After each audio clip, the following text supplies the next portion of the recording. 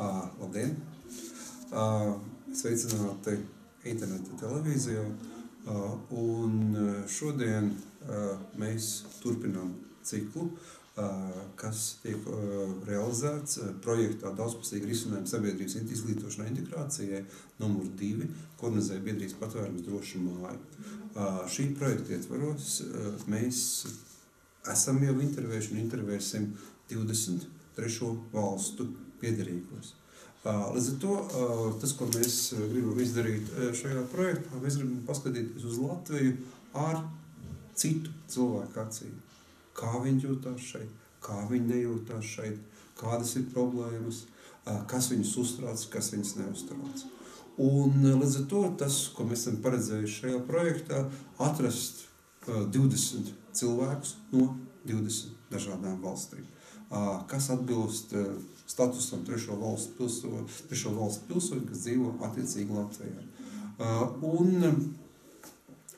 Tas, ko šajā gadījumā es gribētu aicināt jūs skatītājus, vai jūs skatāties mūs pašlaik tiešraidē, vai mūs skatīties pašlaik ierakstā, es gribētu aicināt vienkārši sūtiet, ja gadījumā jūs zināt kādu interesantu cilvēku, kurš dzīvo Latvijā, kurš nav Latvijas valsts pilsonis un kurš nav Eiropas Savienības valsts pilsonis, tad dodiet ziņu uz šajā gadījumā vai nu griežoties Patvērumā Drošas mājas vai Baltijas reģionālajā fondā. Un līdz ar to, saņemot šo informāciju, mēs šo cilvēku uzaicināsim uz interviju un nointervēsim. Un šodien mēs, tātad, kā es teicu, turpinām šo pārraidi, un mēs šodien sarunāsimies jau ar mūsu studijas viesi. Hello. And I would like to speak today with one Indian representative. Yes, and maybe you introduce yourself. Okay, so should I? Okay, so I can. It's okay, it's no matter. So my name is Akims. What's your name? Okay, my name is Akims. Yeah, Akim. Yeah. And here in Latvia they gave me the name Akims. Akims. Yeah. Okay. But my full name is Akim Muhammad Ismail Manada Chaju. Oh. It's quite big. It's like almost like a Latin name because it's like, yes. I mean, South American name, Latino name, like, yeah, because yeah. it's like really big. Mm-hmm. But pretty much I'm from India. Yeah. I'm 23 years old and I come from the southern part of India, from a state called Kerala and a city called Cochin. Mm-hmm. And I've been in Latvia here for almost 9 months now. Yeah. And I represent ISIC, which is a youth organization. It's one yeah. of the world's largest youth organization. And about me, pretty much, I studied engineering. Oh, engineering. Yes, but I do not want to continue pursue in that field that much. But like to more work with children or like to work in a social environment. That's what I plan to do in the future. And yeah, like till last year, till 2013, I've never lived abroad. Yeah. And so first country I visited and like stayed was Lithuania. It was very strange for me. Why? Because it's very different from India. Yeah. Like the most important, I mean like the biggest difference I would say is the people. Like when I landed in Lithuania, first thing I noticed was there is no people. And for me it was such a big shock because like, you know, in India, like, you know, you turn to the left, you see 1 million people, you turn to the right, you see 1 million people. And then when you come to a country, everywhere. Yeah, there's people everywhere. Yeah. And when I came and landed in Vilnius and I was like, you know, on the bus and I'm like, I asked the person, like, you know, who collected me from the airport, like, oh, where's the people? What do you mean? Yeah. So it is like a big confusion. It is like, you know, a lot of, you know, I don't know, I felt like, you know, super different. Maybe like, you know, tense in one way because like at that point my aim for working in ISIC Lithuania was to send students from Lithuania to abroad. Yeah. And I was like, where will I find the people to send because I can't find people. So it is so different. Then the snow, of course. Yeah. It was so strange. And it was really amazing as well. So, yeah. Yeah. And why, let's say, and later, let's say, what's the reason why you came to Latvia? Is the same? Okay, so on actually like exactly 1 year ago, like 1 year and 2 days ago, on March 30th, for the first time I visited Riga, and I saw the city and I was like, oh my God, like, I really love the city. Mm-hmm. And I want to apply for, like, presidential position in Latvia. Yeah. And I decided, like, that was, like, my final motivation to apply for Latvia. Mm-hmm. So, yeah, it is like, I fell in love with Riga. And also, like, once I came to Latvia, I really started to like the country, like, very, very much. Because people were more like me. Like, because I'm like kind of like an introverted person. Mm-hmm. Like, really? Yeah. It's not very typical for India. No.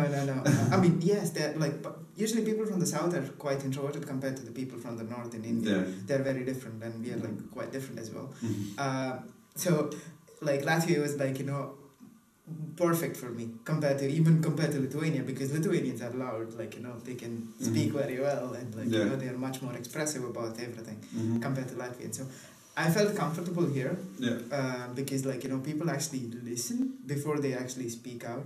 And so for a normal person they might think, like, Latvians are quite cold, or like, very not very talkative.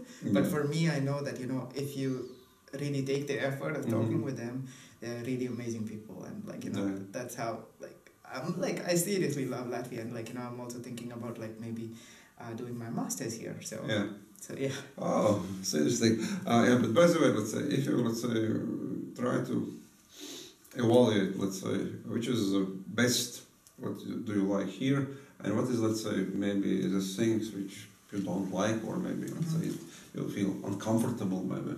Okay, so the best thing is, like, people listen before they talk. Yeah. So that's something really, really good about Latvians. Like, they actually listen to you, and then they, like, come up with, ask you questions, or like, they react to situations, or like, they say, I'm not convinced. Okay, it's not like, they'll stop you middle of the way and say, I'm not convinced, I'm not gonna do it. Okay, they listen, and then they the uncomfortable situation for me is that why Latvia is not moving forward is because, let's say, like, in my perspective, it's because there is so much of anger, so much of resentment towards, like, the Soviet era. Like, for me, I feel that's wrong, or like, it makes me uncomfortable in a way, because what you should do is, like, forget about the past. Like, past is past. You can't change the past. What you can do is, like, stop thinking about it. Like, try to move forward. Like, that's something, like, about India. Okay, India didn't go against Britain. Okay, after independence, like, we were ruled for like almost 250 years. They took everything from us, like, literally everything from us. But what did India do? India stopped and, like, decided, like, we don't want to think about the past. We got our freedom. Now let's move forward. So I think, like, that's something, like, Latvians and, like, the country should be doing to move forward. Even, like, Lithuania, they also, like, don't complain too much about the whole situation. They just, they're trying to do their own thing. Yeah. And, like, for Latvia, if they do that, they are the, like, you guys are the most strategically positioned of all the Baltic states, with everything, like, you're blessed with almost everything. So, like, I believe, like, that's how, like, Latvia can really, really move forward. Yeah. And by the way, is it easy, let's say, to survive in Latvia with English language? Of course, like, even compared to Lithuania, Latvians are, like, speaking much more English. Yeah. Like, the best thing though is, like, okay, there's this funny situation for me in Lithuania. I had, like, so I used to go to the supermarket every day to buy some breakfast or something in the morning, and then every day the lady in the counter used to speak to me in Lithuanian, and I don't understand, and she knows I don't understand because I just smiled to her, and still they used to keep talking. Here in Latvia, the difference is that people are actually, if they don't know English, they'll try to speak, at least, or they'll try to bring someone who can speak in English. So for me to survive in Latvia with English is quite okay. Like, it's not so hard. Plus, I want to learn Latvian, and so if I try to speak at least few words, they say that, I'm taking an effort to, learn, or, like, try to speak. They talk to me in English, so it's not, like, bad or something. I think, like, in Latvia you can survive with English. Yes. Oh, it's very interesting. And by the way, could you imagine a situation, but somebody also from India, maybe some young guy or some girl, also would like to come to Latvia, maybe as a volunteer. What kind of advice you should give them? Okay. One thing, Latvians are not Russians. The most important thing, so don't ever say that. Oh, yes, you should remember that. You should always remember that. Next thing is like, Latvians are very, very proud of their language, their flag, and their dance and music. So try to take effort, like, to understand that. Try to understand, like, their culture. Then they will accept you. So yeah, like, they might be distant in the beginning, but like, you should really take the effort, like, be calm and like talk to them. They're understanding. They just don't know how to express it sometimes. So. But like, if you really take the effort, it should be okay. Like, you will really enjoy the country. Yes, and maybe also we should speak about, let's say, bureaucratical things. So bureaucratical things, maybe also you should, maybe you should tell about how you survive with our bureaucracy. And what kind of suggestions also in this area could give? Because this is also, I suppose, some specific things here. Okay, so I hate the Latvian migration office. Like, I'm sorry, but like, I really, I'm very angry at them. Yeah. So I'll tell you a few incidents that happened to me. Yeah. Okay, please. Yes. So first I came to Latvia. Okay, I came I was in Lithuania. I went back home for a couple of months. Yeah. And then I came back. So I had Lithuanian visa with me. Okay. So I came around June 14, 15, around that time, like middle of June. And my visa for Lithuania was valid till like end of July. So what I thought, I'll come here and then I'll apply for resident permit. Like, I have like 45 days to apply for resident permit. So anyway, I come here and I went to the migration office. I took the, the code and went to them. They said, no, we won't accept your application. First time I went. Second time I went, okay, they accepted my invitation letter. And then they said, they looked at my passport. They said, we can't accept yours because you are an illegal. Like, you cannot be in Latvia because your visa is Lithuanian. I tried to explain to them, please, like, it's a Schengen visa. I can travel in any Schengen country. He's like, no. It's not possible. I said, like, when I entered, like, in a European Union, I was stamped both in Helsinki and in Denmark. He's like, yeah, that doesn't mean you can be in Latvia.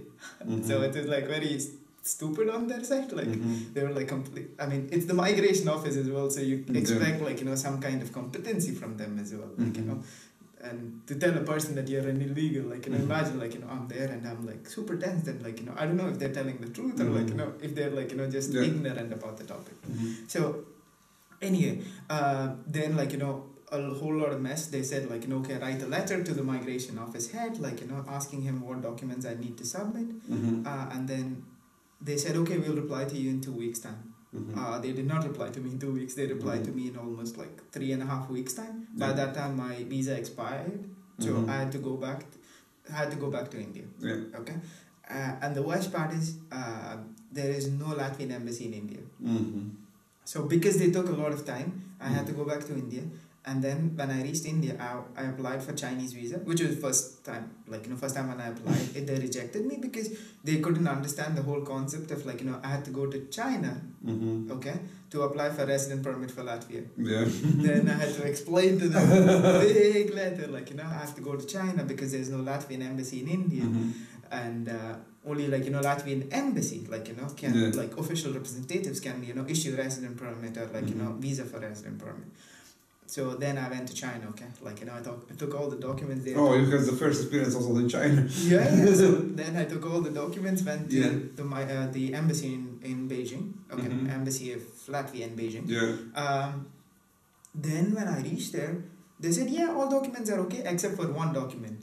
It's called a police clearance certificate. I'm going to put my phone inside. Okay. So it's called a police clearance certificate. So they said, okay, this document is correct, but you don't have a special stamp on it. I'm like, it is never mentioned anywhere in any of the documents. Like, this stamp needs to be there. They're like, it's not our problem. So what I did, I went to, it's like a stamp from the Ministry of External Affairs, like, separate stamp from Ministry of External Affairs. It's called an apostille. So it is not mentioned anywhere, like, that in the migration, like, the OCMA website or, like, anywhere. So, and I was like, what will I do now? Like, I'm all the way in China, like, trying to apply for a Latvian resident permit. And then they tell me, like, one of the documents is wrong. I was like very concerned. I was very scared. So what did I do? I went to the Indian embassy in China and asked them if they can issue. They said, of course, like, we can issue. So what I did, I took, like, went to the Indian embassy. They issued me the document in like 1 week time. Yeah. I took the document, went to the Latvian embassy. They said they won't accept it. I went back to the Indian embassy and asked, like, why they're not accepting it. The Indian embassy actually got angry at me and told, like, they should accept it without questioning. Because embassy is an extension of external affairs. Yes. So they should not even question the document issued by an, So it is like a lot of bureaucracy because, it was not exactly done the way they wanted it to be done. Though there was proof that I got, like, from 3 competent agencies that, I don't have any criminal records. Yeah. Oh, really? Yeah. I got from police, like, from the police station that, like, near my house. I didn't have any criminal records. Second, I got it from the passport office. Like, they are the ones who issue on behalf of Ministry of External Affairs in India. And then I got from Indian embassy.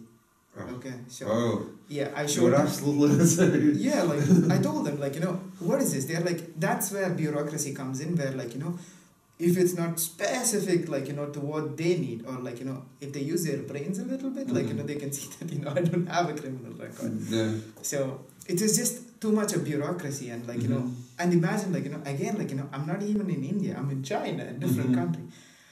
So I sent the document to India to my friend, he got all the stamp and, send it to Latvia.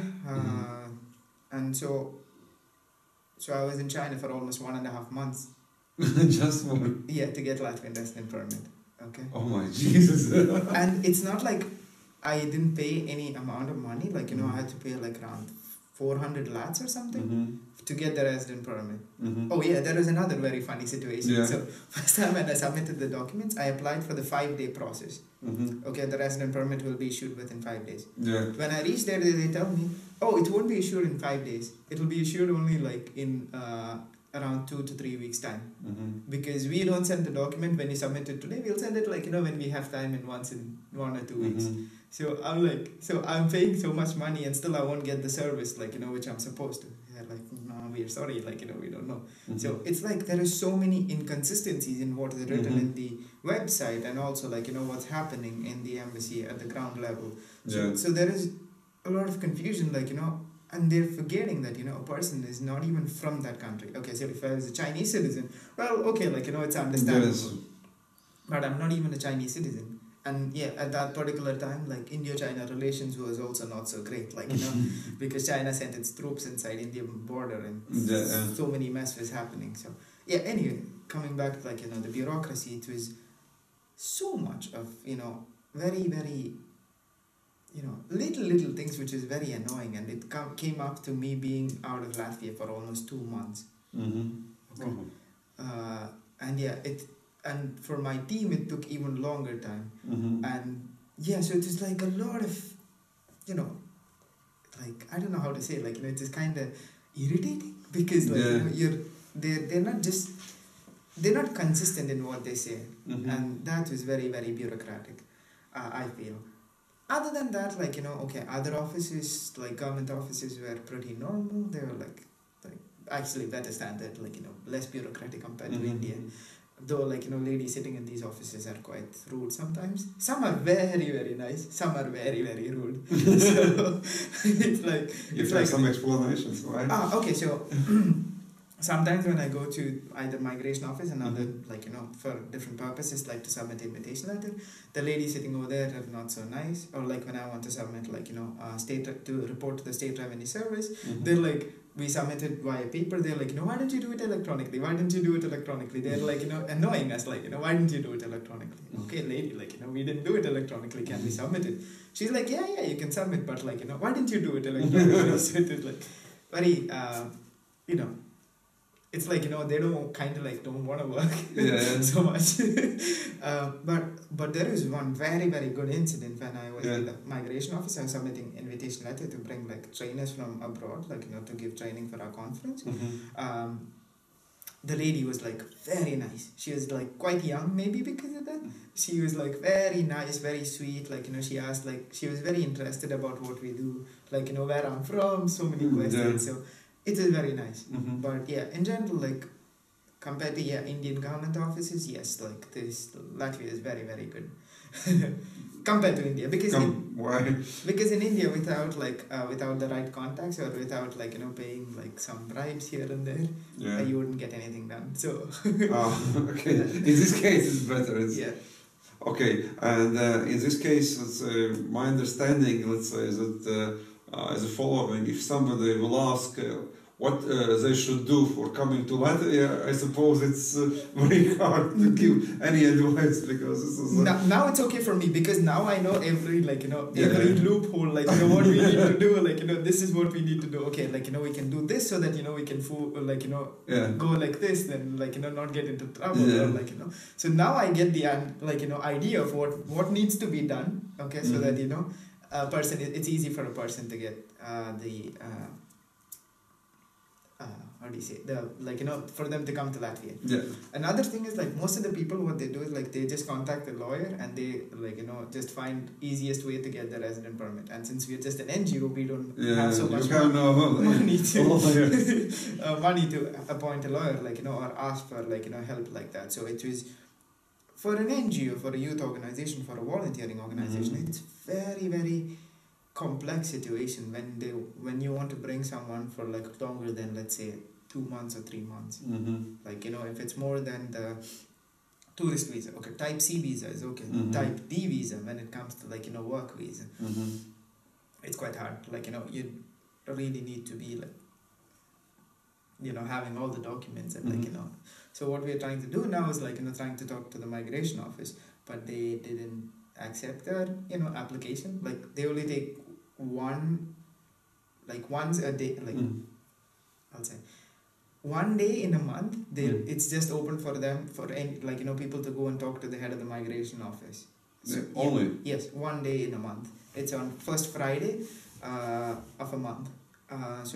And then it's not you can just randomly go. You need to write an application, not an application, a letter asking this is the purpose and things like that. So we actually wrote a letter last week, and we were supposed to get a reply from them within 1 week, which we didn't get. So it's kind of strange, the migration office is they sometimes just don't respect people's time as well.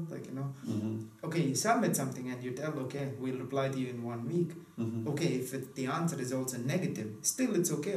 Please reply to us, so that we have the right information. So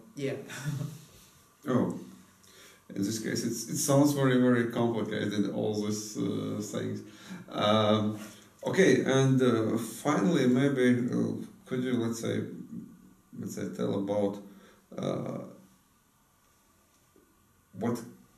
what you are celebrating now, let's say in Latvia, more Latvian holidays, more Indian holidays, and also all those things. Okay. So, okay. I don't really celebrate Indian holidays because, I don't know, for me, it was just we usually have holidays during that time, so I just go home and sleep all the time.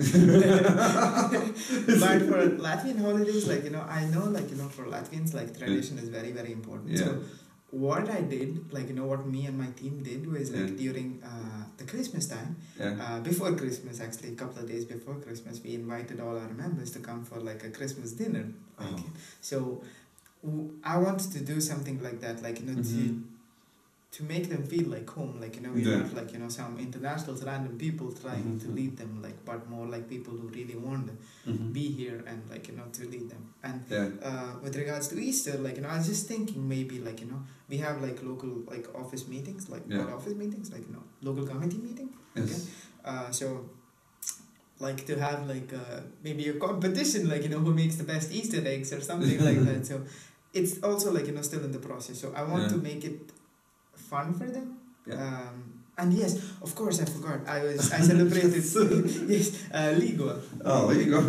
So that was really amazing. That was so different. It is nice and it is really nice. And we kind of have something like that. It's called Shivaratri, but it's for Hindus from India. But it's a different concept. It's the god watches over you all throughout the year. Okay, so it's during Shivaratri, the night, the god will sleep and people will watch after the land or something like that. So it's like very different, but still, like, you know, it's about staying awake, like, you know, throughout the night, and, like, you know, celebrating and things like that. So yeah. Okay, it's very interesting. Thank you very much for coming. No problem. I suppose it's interesting information. Thank you. No problem. Okay.